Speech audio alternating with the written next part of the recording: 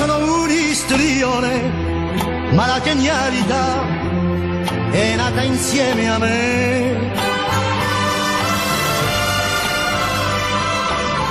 Nel teatro che vuoi, dove un altro cadrà, io mi surclasserò. Io sono un istrione, ma la teatralità scorre dentro di me. 4 tavole in croce e qualche spettatore, chi sono lo vedrai, lo vedrai. In una stanza di 3 muri tengo il pubblico con me, sull'orlo di un abisso oscuro, col mio track e coi miei tic, e la commedia brillerà del fuoco sacro acceso in me, e parlo e piango e riderò del personaggio che vivrò. Perdonatemi se con nessuno di voi non ho niente in comune. Io sono un istrione a cui la scena dà la giusta dimensione.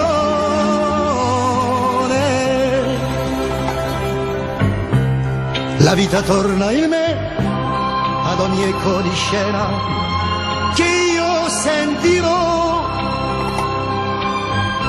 e ancora morirò di gioia e di paura quando il sipario sale. Paura che potrò non ricordare più la parte che so già. Poi quando tocca a me, puntuale sono là, nel sogno sempre uguale, uguale. Io sono un istrione ed ho scelto oramai la vita che farò. Procuratemi voi 6 repliche in città e un successo farò. Io sono un istrione e l'arte sola è la vita per me.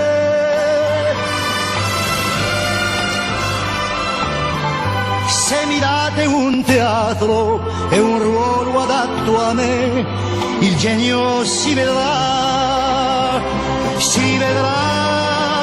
con il mio viso ben truccato, con la maschera che ho. Sono enfatico e discreto, versi e prosa vi dirò, con tenerezza o con furore, e mentre agli altri mentirò, fino a che sembri verità, fino a che io ci crederò.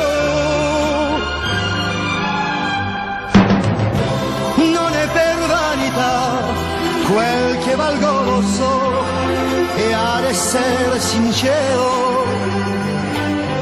sono un vero istrione, è grande come me ed io ne sono fiero.